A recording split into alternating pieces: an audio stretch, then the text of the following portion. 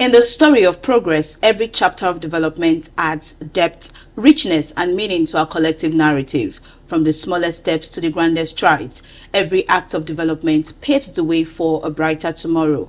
Welcome to the Development Report with Ife Onyekwere on Universal Television Africa, where we talk about everything development from women's empowerment, climate change, energy, water resources, and more. And today we'll be coming close to our common good as a nation as we look into local food production in enhancing food security. And we have an amazing guest in the studio, Mr. Raymond Enoch. When we come back, we'll have the floor opened for the discussions.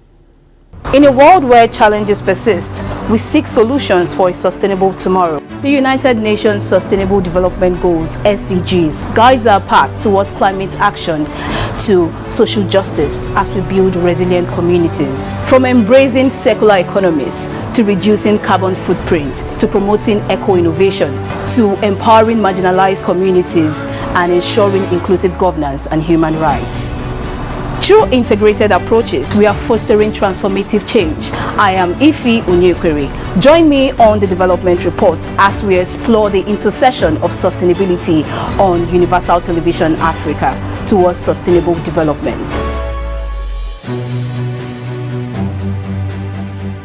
Welcome back. This is the Development Report with Ife Onyekwere on Universal Television Africa, and we're looking at local food production in enhancing food security. We have Mr.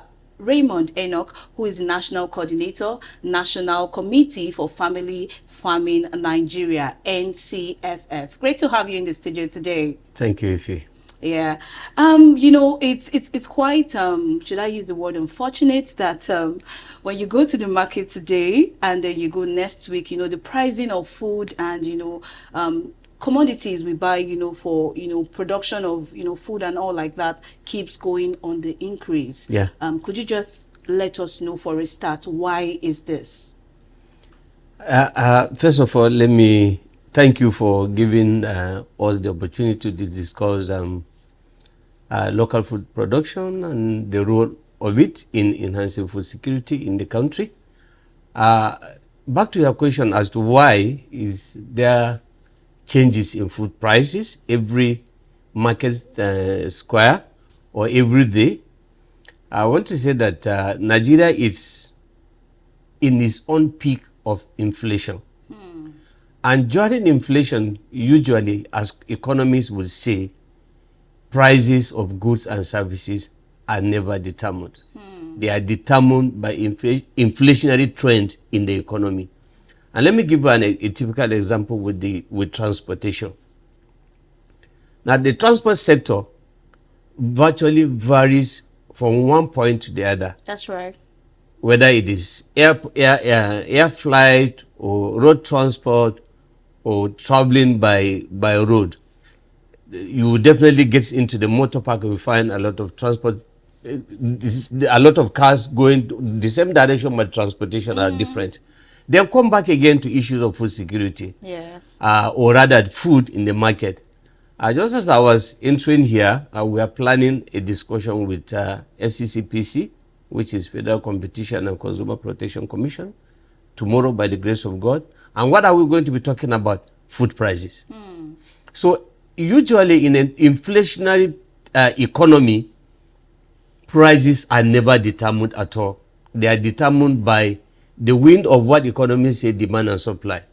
And when there are so much stock in the market, prices will come down. But when there are few stock in the market, definitely you have prices up. And now even if the food stuff is there, you would definitely have to deal with contentious issues of transporting the goods from one point to the other. And so it also determines food prices. And another notorious one that definitely is also influencing food prices is the role of those who call themselves tax collectors on the road, those who call themselves security agencies on the road, and those who call themselves forest guards on the road. And in fact, even the those who call themselves volunteers on the road. So all sort of shade of tax collection is on the road. And so they also serve as an inflationary process of determining food prices, and you cannot predict the prices of food every day in the market. Talking about these people you mentioned, could we say that this is actually the standard? Yeah, the government are aware that we have these people who, you know, have their own cuts out of every farm produce that comes from the farm to the marketplace. Are we going to categorize them as people who are actually legal in determining the pricing of food in the market space? Yeah, that was one of the things that National Committee for Family Farming got so concerned with. At the beginning of this year, I, in practical terms, myself was caught up in that web. But start thinking out of the box, and that's when we now start thinking, talking with the FCCPC, which process we started in April. Now, to answer you clearly and succinctly, some people have found themselves on our roads, not necessarily because government sent them there to collect any money from anyone. No. But they found themselves out there basically on to provide security either to the communities in conflict or to provide security on the road because of incessant issues of either armed robbery or banditry or whatever circumstances our road systems in Nigeria found itself. Now, in the course of that, people who, being who they are, begin to exploit the situation of their posting, whether they are in the army, whether they are the police, whether they are the civil defense, whether they are road safety, whether they are the vigilante or forest guards or produce tax collectors. You can see I've counted almost close to 7 or 8. Now, whether they are VIOs, they found themselves wanting to feed fat on what passes through the road. I came in from Taraba last Saturday. From the point of departure in Jalingo to the point of my arrival in Abuja, we've passed more than 120 checkpoints on the road. And each of these checkpoints, each of them, all wants to get one thing or the other from you.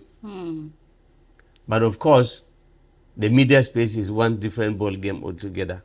We were able to arrive at Abuja without paying a dime. But certainly no one, if we could say so, so certainly as a transporter, you dare not try doing that from Taraba to Abuja without paying a dime. Okay, so can we actually look at a situation whereby instead of depending on, you know, food from far country, far places, you know, let's talk about local food production, Yeah. you know, even family farming, household farming and all like that, you know.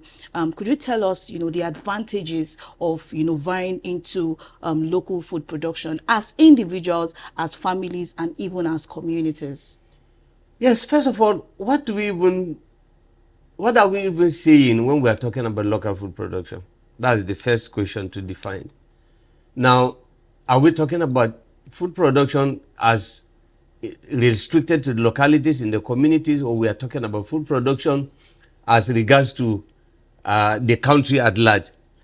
But be that as it may, I would want to say that every country should be able to develop mechanism of feeding itself.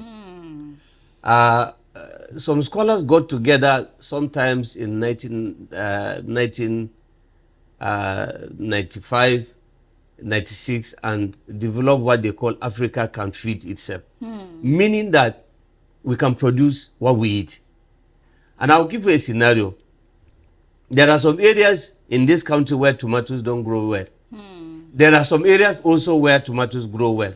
There are some areas where you do a serious fish production, like Taraba, for instance, or Benue State, for instance, or Adamawa State, for instance. A lot of fish come from that axis up to Borno.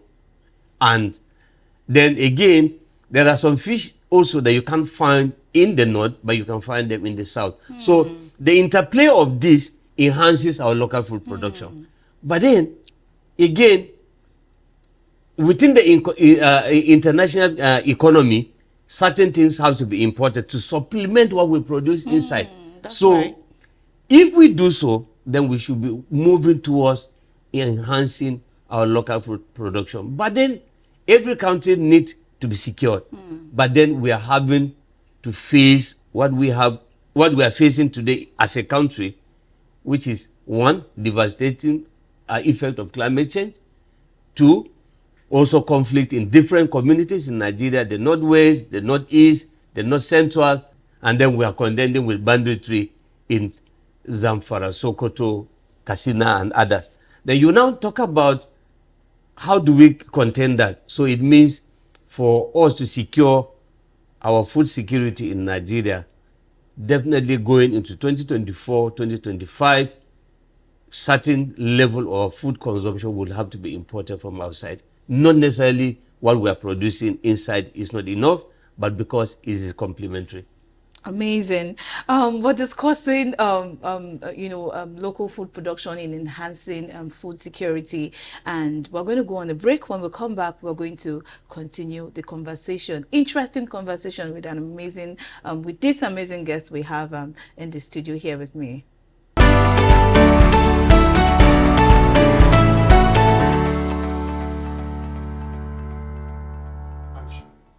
Welcome back. This is the Development Report with Ife Onyekwere on Universal Television Africa, and we're discussing local food production in enhancing food security. We have a guest who is the National Coordinator of National Committee for Family Farming Nigeria, Mr. Raymond Enoch, in the studio here with us.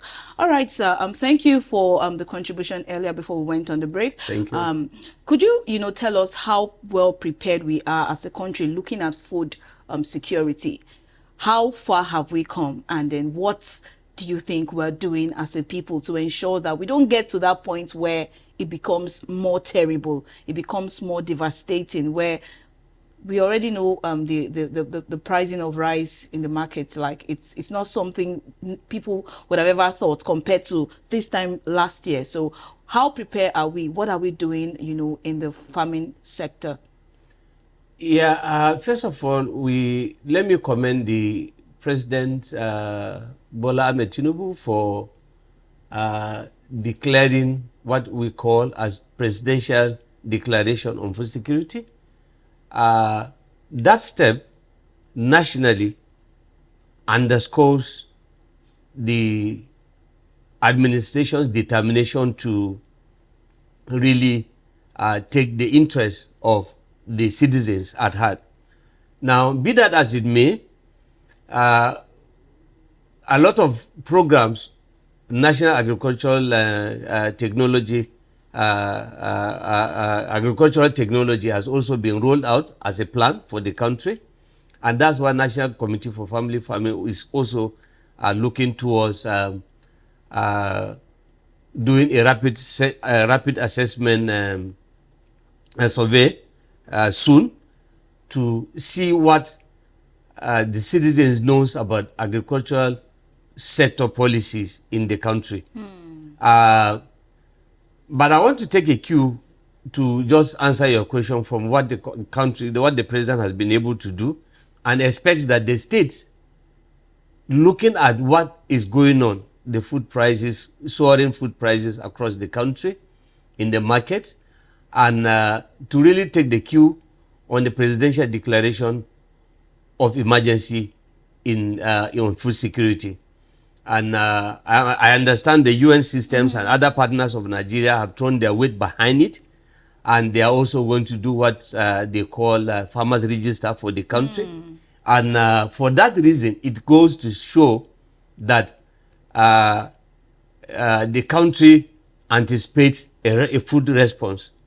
But again, the majority of citizens of this country resides in states and local government. That's right. And so it therefore means that our state governors needs to do a lot. One, to ensure that a lot of investment goes into agriculture. That way we can be able to talk about enhancing our local food production. What do we do to get there? first and foremost, take some people have taken agriculture as a business, okay, because they want to make money. Yes, we want to sell food to make money, but then again, families need to feed. That's right. Very important. As I'm talking to you, there are some people who eat only 1 square meals a day in this country. That's right. Meaning, it is either hunger, starvation that will be staring us in the face, and our state governors gets a lot of support from the federation, either in terms of revenue sharing or in terms of interventions, depending on which intervention it's on ground. But I've also known that there's what the federal government has declared as NCARES.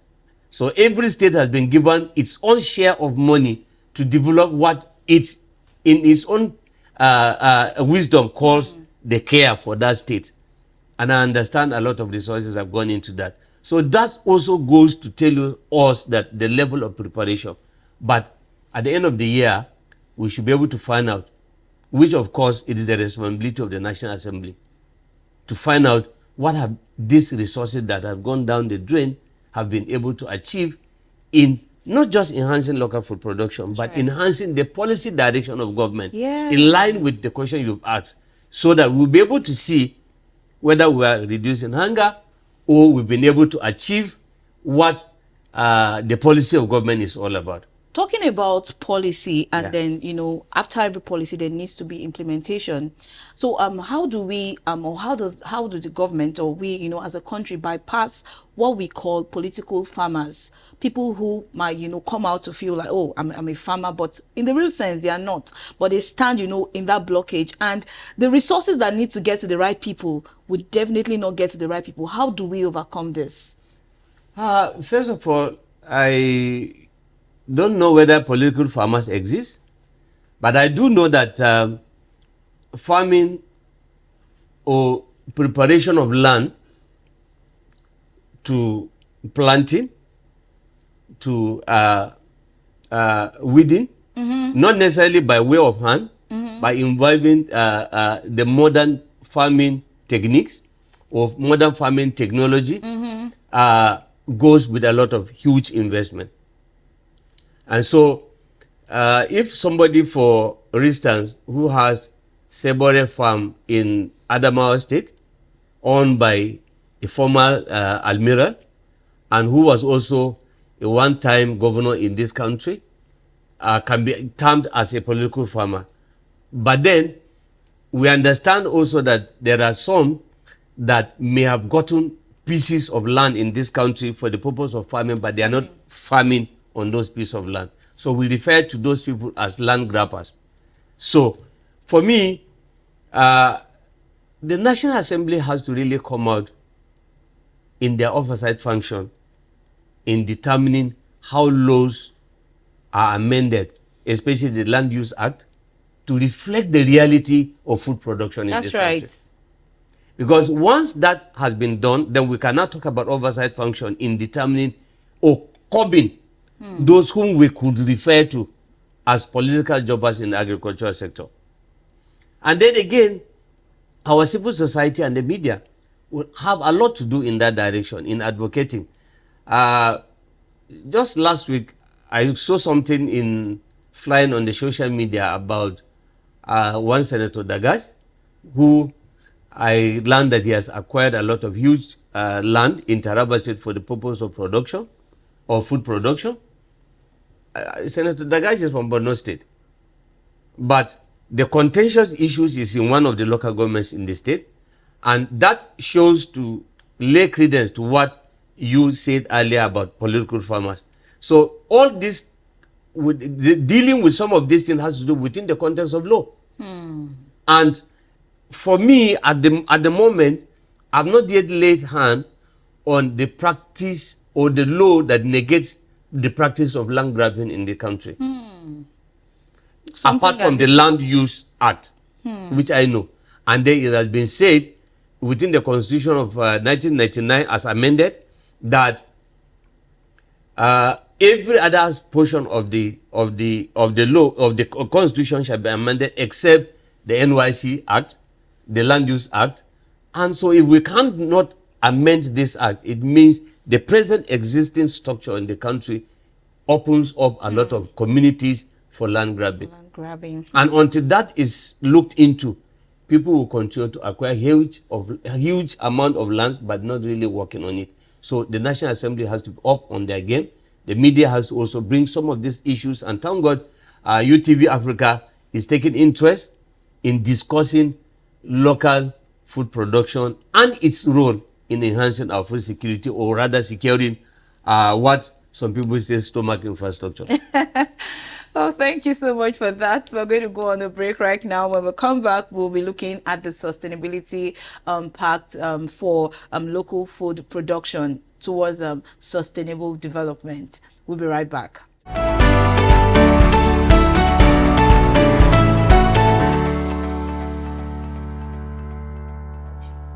Welcome back to the development reports on Universal Television Africa, and this is towards sustainable development. We've been having a conversation on local food production before we went on that break, and we want to talk about the sustainable angle to local food production. You know, could you just enlighten us what sustainable practices, you know, can enhance local food production? Some sustainable acts that we can do, you know, as individuals. And I'm of the opinion that, you know, with the way things are going now in this country, everyone should, you know, plant, you know, learn to plant one or two things. Yeah.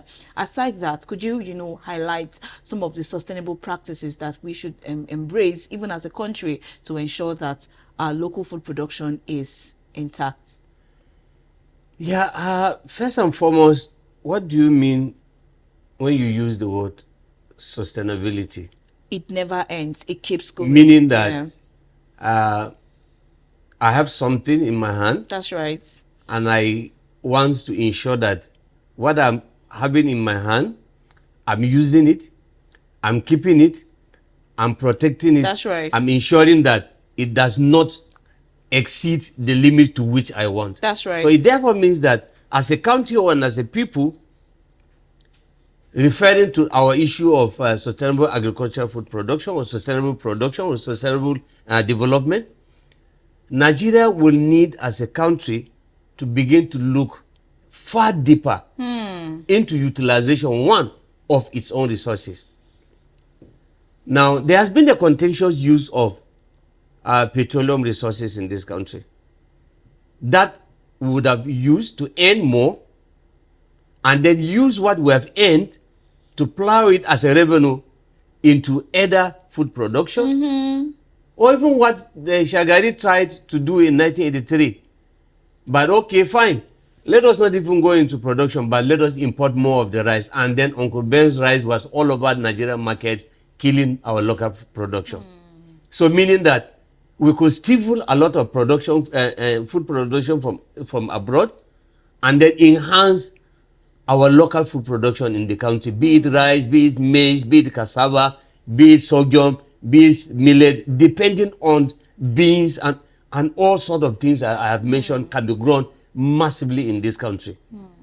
So we could export our petroleum, earn a lot of revenue from it, use the same revenue to invest in agriculture. But then again, we are contending with inflation. And during inflation, investment is always a very huge tax in the life of any country. Some people have argued that Nigeria is using 60% of its own earned revenue to service debts. And so you can see where we are as a country. All right, Mr. Raymond, thank you for that contribution. I want you to, you know, tell us what the National Committee for Family Farming is actually doing right now as a national coordinator. What are they doing to ensure that there is a scale up of food production? First of all, thank you for wanting to know what NCFF is doing in the country. National Committee for Family Farming exists in the country as part of the global action that have been taken by the United Nations Decade for Family Farming to promote holistic policy dialogue to ensure that governments in countries where FAO and IFAD operates, or the UN, takes decision in their countries to favor family farming. Now, when we talk about family farming here, we are meaning that farms that are operated or are situated within the farm, operated by family labor, which do not exceed more than 0 or 1 acre to 3. That's right. Meaning that, you know, in 1 hectare, you have up to 10 acres. And so those type of farms can be operated simultaneously or seamlessly with labor from the farm, from the family, or dependent on family labor. So, as opposed to industrial agricultural production, which operates with machines and cannot only be operated by industrial technology. So, family farming in Nigeria, or National Committee for Family Farming in Nigeria, has been engaging with government to really ensure that effective policies have been taken to favor family farming, family farms. We've been able to sign an MOU with Federal Ministry of Agriculture and Food Security. We've been also able to mobilize the United Nations systems in Nigeria to support our advocacy. And like I told you at the beginning of this conversation, that we have developed a rapid assessment tool to really go in to close to 11 states to assess farmers' knowledge on the agricultural sector policies. What do they know about agricultural sector policy? What are the policies that government is taking that favors them? What are the policies that the government has not taken that has not favored them? What do they actually know? When you talk about NAPTIP, when you talk about ATA, when you talk about all those big policies you hear the government mention about presidential declaration of emergency of food security and all of that, how does it affect them as a people? So we want to hear from them directly at the communities. So those are one of the key things. And then we have also taken up a headlong conversation with FCCPC on the food prices in the market as a body. So we, by the grace of God, by even tomorrow, we'll be engaging with FCCPC. We have a project towards that line to really curb the excesses of prices, of food prices in the market. Amazing. And it relates to taxation. Amazing. We have to call it a wrap here. Thank you to my wonderful audience for watching, and to my guest. Great to have you in the studio today. Great to have you too. Thank you for giving us the opportunity. Yeah, it was really enlightening having you in the studio. Until next time, see you. And this is towards sustainable development. Bye.